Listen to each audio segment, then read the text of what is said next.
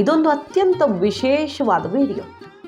ಆಳಿನಿಂದ ಅರಸನವರೆಗೆ ನೀವು ಯಾವ ಕೆಲಸ ಆದರೂ ಮಾಡ್ತಾ ಇರಿ, ಕೆಲಸ ಮಾಡೋ ಜಾಗದಲ್ಲಿ ಒಂದು ಹೊಟ್ಟೆ ಕಿಚ್ಚು ಮಾಡೋ ಕಣ್ಣು ಸದಾ ತೆರೆದುಕೊಂಡೇ ಇರುತ್ತೆ. ನಿಮ್ಗೆ ಇಷ್ಟ ಇರಲಿ ಬಿಡಲಿ ಅಂಥವ್ರ ಮಧ್ಯೆನೇ ನೀವು ಕಾಲ ದೂಡಬೇಕು. ಹೋಗ್ಲಿ ಸುಮ್ಮನಾದರೂ ಇರ್ತಾರ, ತಾನು ಕಳ್ಳ ಪರರ ನಂಬ ಅನ್ನೋ ಥಿಯರಿಯಲ್ಲಿ ಸುಮ್ಮನಿರೋ ಜನಕ್ಕೂ ಏನಾದರೂ ಕಿರಿಕಿರಿ ಮಾಡ್ತಾನೆ ಇರ್ತಾರೆ ಬೆನ್ನು ಬಿಡದೆ. ಇದನ್ನು ಸಿಂಪಲ್ ಆಗಿ ಹೇಳಬೇಕಂದ್ರೆ ಆಫೀಸ್ ಪಾಲಿಟಿಕ್ಸ್. ಇಂಥದ್ದನ್ನೆಲ್ಲ ಒಂದಲ್ಲ ಒಂದು ಹಂತದಲ್ಲಿ ಪ್ರತಿಯೊಬ್ಬರೂ ಅನುಭವಿಸಲೇಬೇಕು. ಇದನ್ನು ಒಂದು ರೀತಿಯಲ್ಲಿ ಶತ್ರು ಬಾಧೆ ಅಂತ ಕರೆದ್ರೂ ತಪ್ಪಿಲ್ಲ. ಚೆನ್ನಾಗಿ ಮಾತಾಡಿಕೊಂಡು ಬೆನ್ನ ಹಿಂದೆ ಕತ್ತಿ ಮಸಿಯೋ ಹಿತಶತ್ರು ಬಾಧೆ ಅಂತಾನೂ ಕರಿಬಹುದು.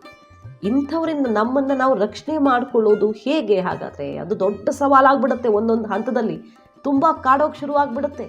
ಯಾಕಂದರೆ 24 ಗಂಟೆ ಬರೀ ಬೇರೆಯವ್ರ ಬಗ್ಗೆನೇ ಯೋಚನೆ ಮಾಡ್ತಾ, ಅವ್ರ ಕೇಡಿನ ಬಗ್ಗೆನೇ ಯೋಚನೆ ಮಾಡ್ತಾ ಈ ಜನ ಏನೋ ಒಂದು ಆಟ ಹೂಡ್ತಾರೆ. ಇಂಥ ತಲೆ ಮಾಸ್ದವರು ತಲೆ ತಿರುಗಿಸಿದಾಗ ಬಾಸ್ಗಳು ತಿಕ್ಕಲಾಗ್ಬಿಡ್ತಾರೆ ಅಲ್ವಾ? ಇದರ ನೇರ ಪರಿಣಾಮ ಪಾಪ ಬಡಪಾಯಿ ಅಮಾಯಕ ಉದ್ಯೋಗಿಗಳ ಮೇಲಾಗುತ್ತೆ.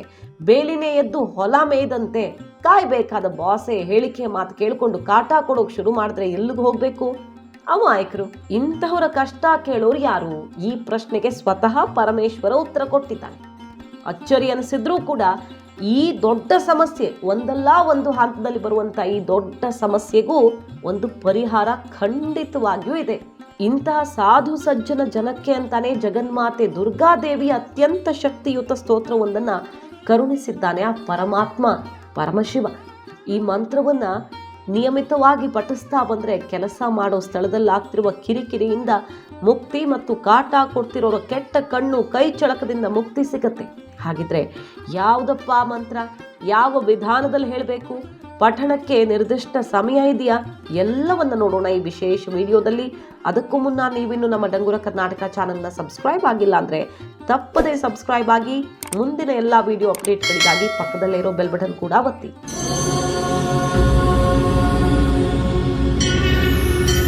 ಬದುಕೆ ಹಾಗೆ ಅಂದುಕೊಂಡಿದ್ದಲ್ಲ ಜೀವನ, ಅನುಭವಿಸಿದ್ದಷ್ಟೇ ಅಂತಿಮ.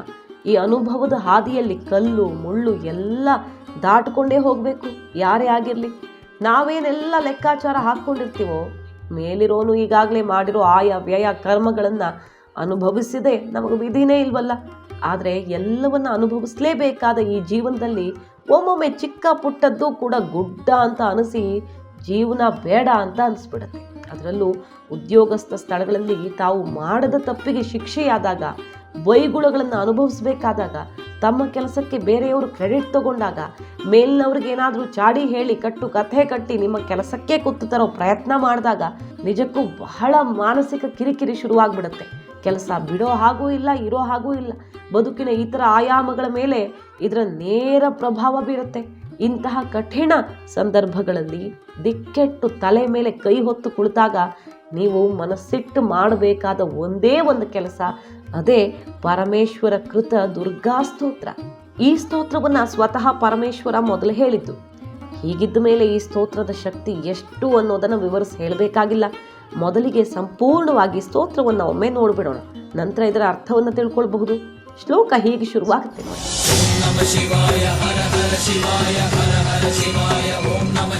ನಮಸ್ತೆ ಶರಣ್ಯೆ ಶಿವೆ ಸಾನುಕಂಪೆ, ನಮಸ್ತೆ ಜಗದ್ವ್ಯಾಪಿಕೆ ವಿಶ್ವರೂಪೆ, ನಮಸ್ತೆ ಜಗದ್ವಂದೇ ಪಾದಾರವಿಂದೇ, ನಮಸ್ತೆ ಜಗತ್ತಾರಿಣಿ ತ್ರಾಹಿ ದುರ್ಗೆ, ನಮಸ್ತೆ ಜಗತ್ ಚಿಂತ್ಯಮಾನ ಸ್ವರೂಪೆ, ನಮಸ್ತೆ ಮಹಾಯೋಗಿ ವಿಜ್ಞಾನ ರೂಪೆ, ನಮಸ್ತೆ ನಮಸ್ತೆ ಸದಾನಂದ ರೂಪೆ, ನಮಸ್ತೆ ಜಗತ್ತಾರಿಣಿ ತ್ರಾಹಿ ದುರ್ಗೆ, ಅನಾಥಸ್ಯ ದೀನಸ್ಯ ತೃಷ್ಣಾತುರಸ್ಯ ಭಯಾರ್ಥಸ್ಯ ಭೀತಸ್ಯ ಬದ್ಧಸ್ಯೇ ಜಂತು ತ್ವಮೇಕ ಗತಿರ್ದೇವಿ ನಿಷ್ಠಾರಕಸ್ತ್ರೀ, ನಮಸ್ತೆ ಜಗತ್ತಾರಿಣಿ ತ್ರಾಹಿ ದುರ್ಗೆ, ಅರಣ್ಯೇ ರಣೇ ದಾರುಣೆ ಶತ್ರು ಮಧ್ಯೆ ಜಲೆ ಸಂಕಟೆ ರಾಜಗೇಹೆ ಪ್ರವಾತೆ ತ್ವಮೇಕ ಗತಿರ್ದೇವಿ ನಿಸ್ತಾರ ಹೇತುರ್, ನಮಸ್ತೆ ಜಗತ್ತಾರಿಣಿ ತ್ರಾಹಿ ದುರ್ಗೆ, ಅಪಾರೆ ಮಹಾ ದುಸ್ತರೇಂತ್ಯಂತ ಘೋರೆ ವಿಪತ್ಸಾಗರೆ ಮಜ್ಜತಾಂ ದೇಹ ಭಾಜಾಂ ತ್ವಮೇಕ ಗತಿರ್ದೇವಿ ನಿಸ್ತಾರ ನೌಕಾ, ನಮಸ್ತೆ ಜಗತ್ತಾರಿಣಿ ತ್ರಾಹಿ ದುರ್ಗೆ,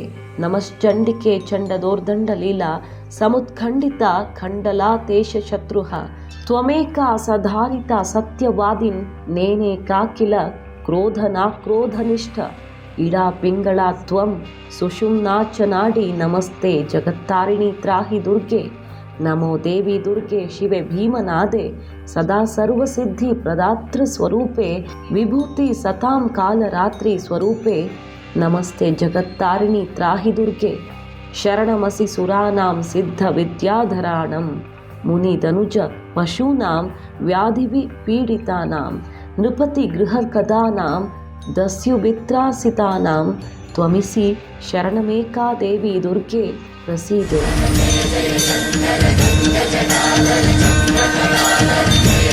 ಇದನ್ನ ದುರ್ಗಾ ಆಪದುದ್ಧಾರಕ ಸ್ತೋತ್ರ ಅಂತ ಕರೀಬಹುದು. ಹೆಸರಲ್ಲೇ ಇರೋ ಹಾಗೆ ಆಪತ್ತಿನಲ್ಲಿ ಸಾಕ್ಷಾತ್ ಜಗನ್ಮಾತೆಯಿಂದಾನೇ ರಕ್ಷಣೆ ಪಡ್ಕೊಳ್ಳೋದಕ್ಕೆ ಜಗತ್ತಿಗೆ ಸಿಕ್ಕಂತಹ ಮಹಾಪರಿಹಾರ ಇದು. ಸಾಕ್ಷಾತ್ ಪರಮೇಶ್ವರನೇ ಹೇಳಿದ ಸ್ತೋತ್ರವಾಗಿರೋದ್ರಿಂದ ಅತ್ಯಂತ ಶಕ್ತಿಶಾಲಿಯಾಗಿದೆ. ಮೊಟ್ಟ ಮೊದಲನೇ ಬಾರಿ ಸ್ವತಃ ಪರಶಿವನೇ ಮಾತೆಯನ್ನು ನೋಡ್ತಾ ಈ ಸ್ತೋತ್ರವನ್ನು ಹಾಡಿದ್ದಾನೆ ಅಂತ ಹೇಳ್ತಾವೆ ಶಾಸ್ತ್ರಗಳು. ಈ ಸ್ತೋತ್ರವನ್ನು ತ್ರಿಸಂಧ್ಯ ಅಂದರೆ ದಿನವೂ ಕೂಡ 3 ಸಲ ಓದಿದ್ರೆ ನಿಜಕ್ಕೂ ಪವಾಡಗಳೇ ಆಗ್ತಾವೆ ಅನ್ನೋ ನಂಬಿಕೆ.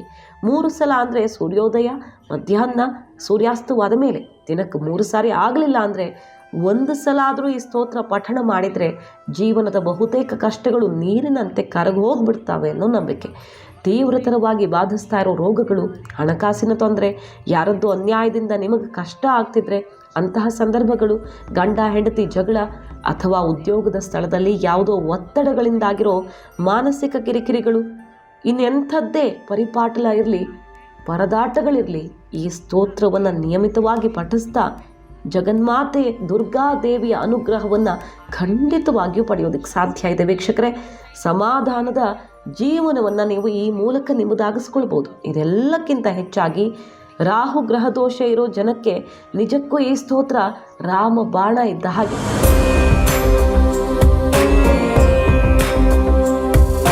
ಸಮಸ್ತ ಜಗತ್ತನ್ನೇ ಕಾಪಾಡ್ತಿರುವ ಜಗನ್ಮಾತೆ ನಿನಗೆ ವಂದನೆ. ನೀನೆಂಥ ಮಹಾತಾಯಿ ಅಂದರೆ ಎಲ್ಲರಿಗೂ ದಯಾಮಯಿಯಾದ ಶಿವೆ, ಎಲ್ಲರಿಗೂ ದಯೆ ಕರುಣಿಸುವಂತಹ ಮಹಾತಾಯಿ. ಆದರೆ ನಾನೆಲ್ಲೆಲ್ಲೋ ಬದುಕ್ತಾ ಇರೋ ನನ್ನನ್ನು ಹೇಗೆ ತಾನೇ ಗುರುತಿಸ್ತಾಳೆ ಮಾತೆ ಅನ್ನೋ ಪ್ರಶ್ನೆ ಬಂದರೆ ಮುಂದಿನ ಸಾಲಲ್ಲೇ ಉತ್ತರ ಇದೆ. ನಮಸ್ತೆ ಜಗದ್ವ್ಯಾಪಿಕ ವಿಶ್ವರೂಪೆ ಅಂತಾನೆ ಮಹಾದೇವ. ಸಮಸ್ತ ಜಗತ್ತನ್ನು ವ್ಯಾಪಿಸಿರುವ ಮಹಾಮಾತೆಯಾಗಿರೋದ್ರಿಂದ ಎಲ್ಲರ ಅಂದರೆ ಪ್ರತಿಯೊಬ್ಬರ ಕಷ್ಟವೂ ಕಾಣುತ್ತೆ ಅಂತ. ಮುಂದೊಂದು ಕಡೆ ಬದ್ಧಸ್ಯ ಜಂತೋ ಅನ್ನೋ ಪದ ಬರುತ್ತಲ್ಲ, ಇದರ ಅರ್ಥ ಯಾವುದೋ ಯಾರದ್ದೋ ಅನ್ಯಾಯದ ಕಾರಣಕ್ಕೆ ರಾಜದಂಡಕ್ಕೊಳಗಾಗಿರೋನು ಅಂತ. ಇದನ್ನೇ ಇಂದಿನ ಕಲಿಯುಗಕ್ಕೆ ರಿಲೇಟ್ ಮಾಡ್ಕೊಳ್ಳೋದು. ನೀವು ಆಫೀಸಲ್ಲಿ ಕೆಲಸ ಮಾಡ್ತಿರ್ತೀರಿ, ನಿಮ್ಮಷ್ಟಕ್ಕೆ ನೀವು ಕೆಲಸ ಮಾಡಿಕೊಂಡು ಸುಮ್ಮನಿದ್ರೆ ಯಾವುದೋ ಆಫೀಸ್ ಪಾಲಿಟಿಕ್ಸ್ಗೆ, ಯಾರದ್ದೋ ಚಿತಾವಣೆಗೆ ನಿಮ್ಮ ಬಾಸ್ ನಿಮ್ಮನ್ನು ಬೈಯೋದು, ವಿನಾಕಾರಣ ದೂರೋದು ಮಾಡೋಕ್ಕೆ ಶುರು ಮಾಡಿಬಿಡ್ತಾರೆ. ಇಂತಹ ಯಾವುದೇ ಅನ್ಯಾಯದ ಸಂದರ್ಭಗಳಲ್ಲಿ ನನ್ನನ್ನು ಕಾಪಾಡು ತಾಯಿ ಅಂತ ಕೇಳಿಕೊಳ್ಳಲಾಗುತ್ತೆ ಈ ಸ್ತೋತ್ರದಲ್ಲಿ. ನಿಸ್ತಾರಕರ್ತ್ರೆ ಅನ್ನೋ ಮಾತಿಗೆ ಮತ್ತೊಂದು ಬೇರೆಯದೇ ತೂಕವಿದೆ. ಈ ಭೂಮಿ ಮೇಲೆ ವಯೋಸಹಜ ಕಾರಣಕ್ಕೋ, ಕೆಲವಾರು ವ್ಯಾಧಿ ಬಾಧೆಗಳ ಕಾರಣಕ್ಕೋ ಅಥವಾ ಸಂಬಂಧಗಳಿಂದಾನೋ ವಿದ್ರೋಹಗೊಂಡು ಈ ನಶ್ವರ ಬದುಕು ಸಾಕು, ಪರಮಾತ್ಮನ ಬಳಿಗೆ ತೆರಳಬೇಕು ಅನ್ನೋ ಮಟ್ಟಿಗೆ ಮನಸ್ಥಿತಿಗೆ ಬಂದವರು ಭವಬಂಧನಗಳಿಂದ ಮುಕ್ತಿ ಕೊಡಮ್ಮ, ನಿಸ್ತಾರಕರ್ತೆ ಅಂತ ಕೇಳಿಕೊಳ್ಳೋದು. ಇದೆಲ್ಲದರಿಂದ ಬಿಡುಗಡೆ ಮಾಡಮ್ಮ ಅನ್ನೋ ಅರ್ಥದಲ್ಲಿ ಬೇಡ್ಕೊಳ್ಳೋದು.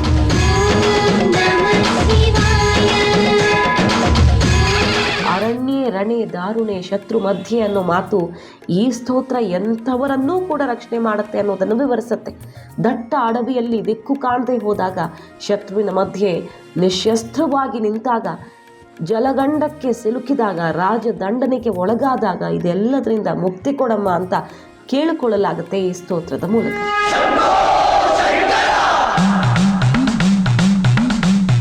ಘೋರ ವಿಪತ್ ಸಾಗರ ಅನ್ನೋ ಸಾಲಲ್ಲಿ ಕಷ್ಟಗಳೆಂಬ ಬದುಕಿನ ಸಮುದ್ರದಲ್ಲಿ ಮುಳುಗಿ ಹೋಗಿದ್ದೀವಿ, ಈ ಸಮುದ್ರಯಾನ ಮಾಡಿಸಿ ತೀರ ಸೇರಿಸಮ್ಮ ತಾಯಿ, ನೌಕೆಯಮ್ಮ ನೀನು ಅಂತ ದುರ್ಗೆಯನ್ನು ಕೋರಲಾಗುತ್ತೆ. ಚಂಡಿಕಾದೇವಿ ಅಂತ ಕರೆಯಲಾಗುವ ಈ ಸಾಲಲ್ಲಿ ಸಮಸ್ತ ಶತ್ರುಗಳನ್ನು ಎದುರಿಸುವ ಶಕ್ತಿ ಕೊಡಮ್ಮ ಶಕ್ತಿ ದೇವತೆ ಅಂತ ಕೇಳಿಕೊಳ್ಳಲಾಗುತ್ತೆ. ಇಡಾ ಪಿಂಗಳಾತ್ವಂ ಸುಷುಮ್ನಾಚನ ಅಡಿ ಅನ್ನೋ ಸಾಲಲ್ಲಿ ಅಮ್ಮನವರ ಶಕ್ತಿ ಹೊರಗೆಲ್ಲೋ ಇಲ್ಲ, ನಮ್ಮಲ್ಲೇ, ನಮ್ಮ ಒಳಗಡೆ ಆ ಮಹಾಶಕ್ತಿ ಇರೋ ಜಾಗವೇ ಕುಂಡಲಿನಿ. ಸಂಕಲ್ಪದೊಂದಿಗೆ ಸಾಧನೆ ಮಾಡಿದಲ್ಲಿ ಸುಪ್ತವಾಗಿರುವ ಅಮ್ಮನವರ ಶಕ್ತಿಯನ್ನು ಜಾಗೃತಗೊಳಿಸಬಹುದು ಅಂತ ಹೇಳಲಾಗಿದೆ.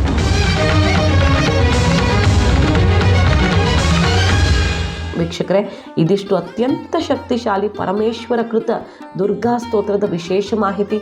ಈ ವಿಡಿಯೋ ನಿಮಗೆ ಇಷ್ಟ ಆಗಿದ್ದಲ್ಲಿ ಕೂಡಲೇ ನಮ್ಮ ಡಂಗೂರ ಕರ್ನಾಟಕ ಚಾನಲ್ನ ಸಬ್ಸ್ಕ್ರೈಬ್ ಆಗಿ, ಅಲ್ಲದೆ ಮುಂದಿನ ಎಲ್ಲ ವಿಶೇಷ ವಿಡಿಯೋಗಳ ಅಪ್ಡೇಟ್ಗಳಿಗಾಗಿ ಪಕ್ಕದಲ್ಲೇ ಇರೋ ಬೆಲ್ ಬಟನ್ ಕೂಡ ಒತ್ತಿ.